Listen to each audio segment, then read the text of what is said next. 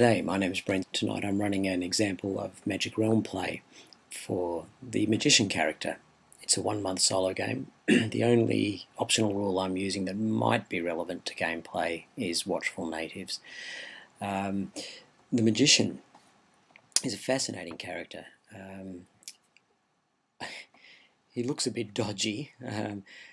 He's sitting on that road with all these bits and pieces there. It looks like he's going to open his jacket, and he's probably got a bunch of dodgy sundials that have fallen off the back of a cart in there that he'll sell you, or some magic mushrooms that it looks like he's been getting into himself. Looks a bit of a rogue or a gypsy. Pretty much the magic using equivalent of the swordsman, I've always thought, and that fact is borne out by his relationships. He's friendly with the rogues and he's unfriendly with the law and order, being the patrol. I've also never quite known previously what to make of the Magician as a character. He just seemed too unfocused and chaotic. But I've devoted some time to playing with him, and I've actually found him a really enjoyable character to play. There are a number of characters who, for solo play, I'll stress for solo play in Magic Realm, that I don't think are that much fun to play, and that it's difficult to actually form a strategy around. I'm thinking maybe of the wizard, the druid, the swordsman, who really just have to go out and hope they get lucky treasure draws for gold, or lucky item draws that are actually going to help them win the game, rather than actually playing to a strategy that actually can be built from their character. I used to lump the Magician in with those, but having played him I found that I'm very wrong, and I actually find him quite a challenge to play. I still lose with him more than 50% of the time. He's a difficult character to play, but when you get it right it's a real pleasure, and he's now one of my favourite characters in the game, particularly because of the challenge in playing with him. He's a very versatile character, and I think there are a number of strategies that could be played to play the Magician successfully. The one I'm going to use I've found the most successful for me. I'm sure there are others, because he is an extremely versatile character. Just quickly looking at him, he has light vulnerability. He's special advantages. Magic paraphernalia, that extra alert phase is not actually that useful. It might be once in a while, but often you want to alert after you know what the monster die roll is, and you don't get to choose that in advance, and every time you alert, of course, you fatigue the magic chit you've alerted, so you're going to be spending a lot of unnecessary alerts and resting of magic chits when you don't need to if you use that. I'm not a big fan of it. His knowledge advantage is actually good. He subtracts 1 from all reading runes die rolls, and he's one of the few characters I actually choose reading runes for in my victory requirements, which we'll get on to in a moment. His chits, he hasn't got much of a selection of move and fight chits. He's not a great physical specimen, the Magician, as you can probably tell by looking at him. A bit of a 100-pound weakling. He does have this move Light 3 chit, which will allow him to run away from some denizens, and this guy should be running away from almost everyone he meets. And he also has this move Medium 4 chit, which will allow him to carry medium items that he picks up, which is not too bad. The real focus of the Magician, however, and the really interesting aspect to him is his magic chits. And the Magician has one, and one only, of each of the magic ritual type chits, excuse me, with the exception of type 1 magic. What that means is the Magician can use and learn almost any spell that he encounters in the game, and that makes him an extremely versatile character. The disadvantage of that is that it's very hard for him to supply colour magic for his spells. Most type 2, 3, 4 and 5 spells use the corresponding colour of magic, grey, gold, purple or black, and he can't enchant those chits and then use them to cast those spells. So colour magic is a difficult issue for the Magician, and he's very reliant on colour magic that he can supply during the game, and making clever use of the colour magic that he can provide himself. Okay, he can only start at the inn, which is not a bad thing, which I'll explain in a moment. Here's where the interesting choices for the Magician take place. Because he can choose, he's got all of these ritual chits, he can choose almost any spell in the game except for the type 1s obviously. Huge possible selection of spells. Because he has difficulty supplying colour magic, I think the best option for the magician is to choose 6, 7 and 8 spells and use his 2, 3, 4 and 5 to provide colour magic. And in fact, for the strategy I'm going to play, I'm going to choose one of each type of the 6, 7 and 8 ritual chits. I'll explain some of them when we get into play. The type 6 chit spell I'm going to choose is Transform. It's a spell that uses purple magic and can transform someone, being me or an opponent or a hireling, into a beast on the transform table. It uses purple magic. The type 7 spell I'm going to use is Control Bats. I like it for a couple of reasons. As anyone who has played Magic Realm for any period of time knows, the bats are the spawn of the devil, and it's nice to have a way to neutralise them. The other thing I like about it is that it can use any colour of magic, which is a real bonus for the magician. So any colour magic he can find, or any of his own colour that he can produce, he can use to cast Control Bats, which is just puts it over the edge there as a choice for me. And the final one, the type 8 spell I'm going to use, is a no-brainer. Anyone who reads runes is inviting getting cursed, and Remedy will cancel those curses. It's the type 8 spell that uses grey magic. They're the three I'm going to choose. A lot of my strategy is based around Transform, but I'll explain that when we actually come to use it. As far as enchanting chits to use for colour initially, the chits I'm going to enchant to colour, I'm actually going to enchant all of my possible chits for colour. Type 2 to grey for my Remedy, type 4 to purple for my Transform. I don't have any type 3 or 5 spells to cast at the moment. That might happen during the game, but at the moment they're of no use to me as ritual chits, and I might as well turn them into colour. I could use that with my Control Bats or with any other spell that uses those colours that I encountered during the game. So I'm going to enchant all of them. I've got a little bit of 4 types of colour of magic. Alright, victory points. I don't think usable spells is a very good victory requirement choice for most spellcasters. It sounds good in principle, but it's actually extremely difficult for a lot of spellcasters to find the specific ritual type spells they need to learn, and often they'll come up short at the end of the game. The magician is different.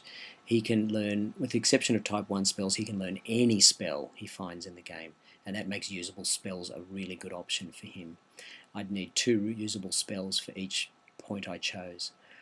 Having said that he's very good at learning any spell he can find, it's still actually more difficult than it sounds, because it's time consuming and still a little bit haphazard. So I find at most I can cope with choosing 2, and that means having to find and learn 4 spells. The other victory requirements I'm going to choose are 2 fame and 1 notoriety, which rounds out my 5 victory points that I need for a 1-month game. Now, fame and notoriety might sound like odd choices for a character who has all the combat prowess of a hamster, but this strategy is going to employ the use of magic in a way that we will be able to gain fame and notoriety. I'm actually having to use my gold for hiring and buying things, so I'm not going to choose gold. We're ready to go. We will randomly place visitor and mission chits and we'll get into it. Now we start at the inn with the rogues, and that's not a bad thing at all. Remember, the rogues are friendly with us, and as I'm such a weakling, probably trip over, fall flat in my face and die as soon as I left Cursed Valley.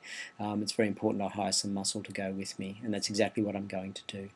The advantage of the rogues, of course, is that they're one of the 2 native groups that you don't hire as an entire group. You hire them individually from the highest number native down. Rogues 7, 6 and 5 all have a base gold cost of 1, which makes them very hireable and ideal choice for the magician. So I'm going to attempt to hire them. They're friendly with me. If we look on the meeting table, even I start with a kitty of 10 gold, I can hire them for 4, 3 or 2, price by 2, quite easily. I'd like to get all 3 of those natives. I think it's important I try and get as many of them as possible. To buy drinks for the rogues, the greedy rogues, I'd have to spend 8 gold. I'd lose almost my entire kitty, and it's not going to make a huge difference to the price I have to pay. So I'm not hiring. I'm not going to buy drinks for the rogues. I'm just going to roll on the friendly table. There's a risk of me staying at the inn. The patrol could turn up here, and they are unfriendly with me. They don't like the look of me at all, and probably quite rightly. There's a 1 in 6 chance of that happening. I'd actually like to do all my hiring in this day and then try and get out of here. I find with the magician that phases are critical. I often win or lose a game at the end of the month by 1 or 2 phases. More than any other character, I find that I'm really time is of the essence, and I'm going to take the risk because I actually only want to spend 1 day here hiring. I record 4 higher phases, and we'll see how we go. That extra phase they're asking me about is the alert phase, which I'm not going to record. Alright, first rogue we have to attempt to hire is rogue 7. I'm not buying drinks, sorry boys. 2 gold, price times 2, that's good. Yes, I'll hire him, thank you very much. Rogue 6 is the next. I don't buy drinks. 4 gold, price by 4, that will do. I've still got 4 gold left and 2 higher phases this day to attempt to get rogue 5. 2 gold, that's wonderful. I've hired all 3 of them straight up. I have 2 gold left. Now rogue 4 costs 2 gold, so I'd need price by 1, which I'm very unlikely to get, which is a shame. I love rogue 4. He's actually a great native to hire, and I'd actually hope I'm going to be able to come back and hire him later, because he's actually a far more potent killer than any of these 3. But that's going to have to wait for later. I'll attempt to hire him. It's a very minimal chance, but no deal. Good. The patrol didn't turn up. I've hired all 3 of the natives I wanted to in the first day. Excellent start. So moving on to day 2. The first thing I'm going to have to do, these shifty rogues, given half a chance, will stay at the inn carousing with their mates while I go off and do all the hard work, having pocketed my money, is to assign them to me, which I've done, and now see they're all following me. As long as they're in the same clearing with me for the rest of the 14-day hire period, which is all I have them for, they'll stay with me. Good. Now, the question is, where are we going to go? To find spells and to find the monsters I'm going to need for fame and notoriety, I'm going to have to head into dangerous areas, that being adventure sites, which are cave and mountain tiles. I have a couple of options here. I can head up into the cliff and see if there's anything there. Heading down this path, unfortunately, in both directions leads to cave and caverns, and I'm not a big fan of going into cave or caverns, particularly with the magician. Those caves are the potential abode of goblins who come in lots of half dozen, and my 3 rogues won't protect me from the other 3 goblins who would assign to me and tear me to pieces with glee. So I actually don't want to go into the caves. They'll also limit me to 2 phases per turn as I try to get through them to the rest of the realm. I might be better off, if there's nothing I'm interested in the cliffs, in trying to find this secret passage, getting through and getting down to Borderlands that way, and I think that's going to be what I'm going to do. So the first thing I'm going to do with my rogues is move 3 phases into the cliff. I'll move to cliff 3 and then I'll hide. We're moving into an unknown tile, and I'd feel safer if we were hidden. It's the wisest thing to do. So day 2, I record those phases. The rogues will come with me. My hide failed. Let's hope nothing turns up. Nothing was summoned to our clearing, which is good. Let's see what's in this tile. No treasure sites, so there's a sound and warning counter. The warning counter is Dankem. The sound is Howl. If we look at the setup card, Howl is bats. Bats. Well, I have my control bat spell. There is a little bit of a problem with that, but I do have my control bat spell. I'll explain it if I need to use it. It's not as foolproof as it could be, and I'll have to do some preparing if I want to use it. The Dankem is spiders. Heavy spiders. My rogues are more than capable of taking care of them, but there's nothing but small monsters with small notoriety and value games here. I'm actually hoping to encounter large monsters one at a time. Multiple monsters are not good for me. Large monsters one at a time are. Once again, we'll explain that when we get to it. I'm going to hide in case bats turn up, and we'll search 3 times for this secret passage. Now if we look to find secret passages, I'm going to have to look on the locate table, and it's a hard task. I'm hoping in these 3 phases I'll find it, but it's a 3 or less chance. I'm going to have to get a 3, a 2 or a 1, which is a choice. It's going to be 20% roughly or less chance each time. I'll be increasing my chance close to 50% with 3 searches, but it's still going to be very difficult.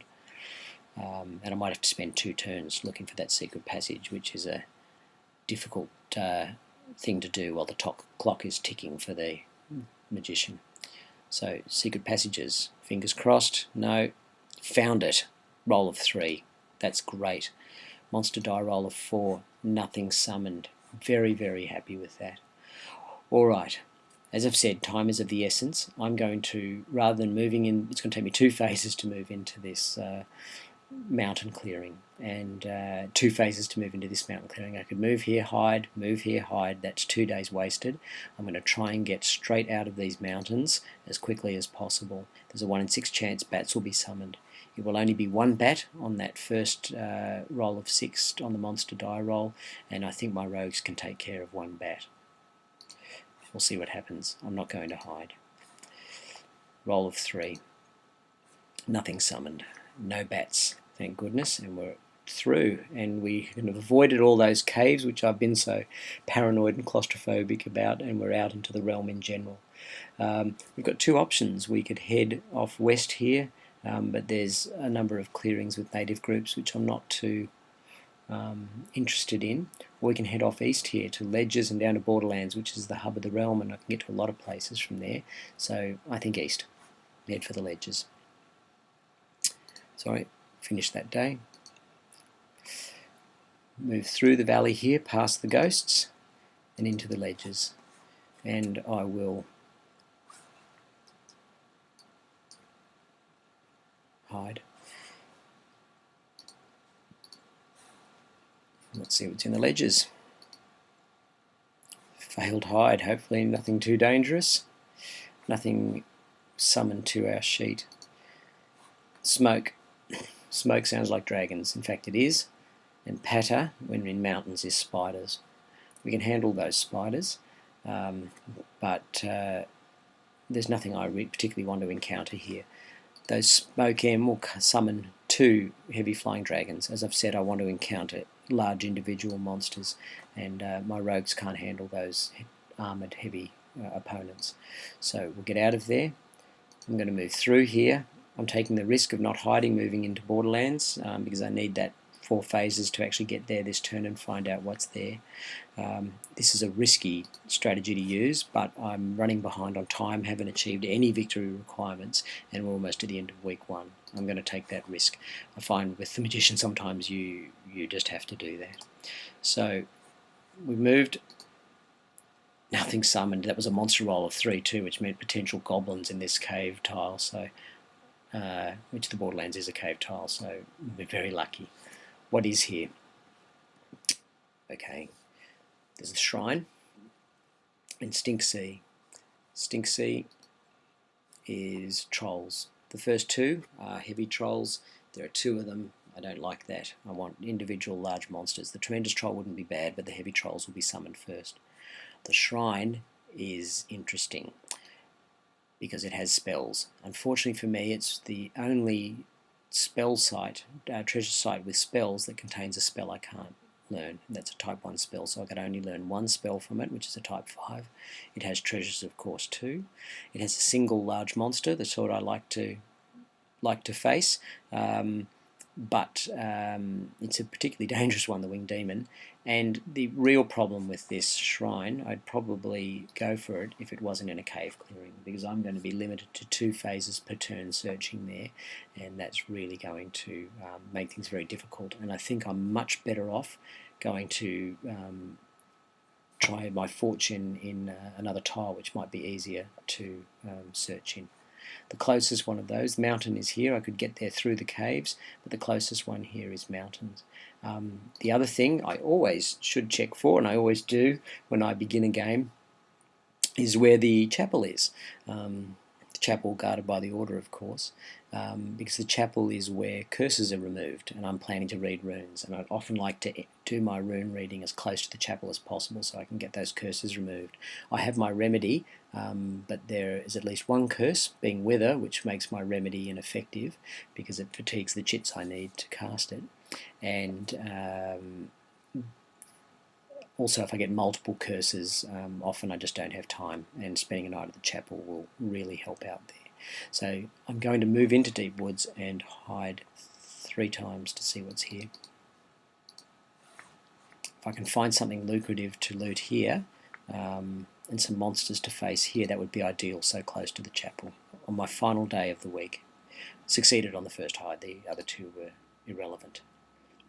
Okay, there's a bat here. Before we try to deal with that, oh, what a find. It's taken me a while.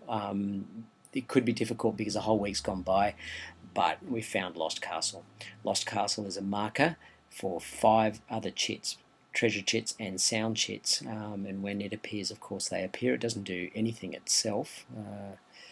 Should be here somewhere. There's Lost Castle. It doesn't do anything itself except cause those chits to appear, but that's a good that's a good tile. Mainly because it only has 1 sound chit, so 2 monster summoning sound chits, Roar and Slither. It has 2 wealthy treasure sites, Horde and the Pool, but particularly the Horde is the wealthiest treasure site in the game. It's guarded by a tremendous dragon, flying dragon, but that's once again just the sort of opponent I like to face. The altar is also guarded by a demon, but this time it has 2 spells I can learn, a type 2 and 3. This Deep Woods is a very dangerous place, but it is a really good place for me to be searching. It's right next to the chapel. This is a fantastic find. We do, however, have a giant bat to deal with here. The problem with my control bat spell, which I explained before, is that my type 7 chit time is 4. I have to at least equal the maneuver time of a monster, of any denizen on my sheet, who's on my combat sheet, before I could cast that spell, and that bat's maneuver time would stop me casting it. It doesn't matter while I'm hidden. I can cast it while I'm hidden, or I could cast it if I get one of my natives to lure that giant bat. The problem is that the giant bat's stupid, so even if I cast it once I've lured it onto a native, it will attempt to kill my native, and as the giant bat is very fast and very lethal, it will almost certainly kill one of my natives. What do we do? I think I'm going to just leave that bat there. My natives could try and kill it, but there's possibility more bats are going to turn up from that Ruins M warning counter, and I'm just going to leave it there for the moment. So at the end of day 7, we found an excellent tile for us. We haven't achieved anything yet, but I've got high hopes for this game for the Magician. So thank you for watching, and I hope you'll be back with me in week 2 to see if the Magician can manage to win this game. Thank you very much.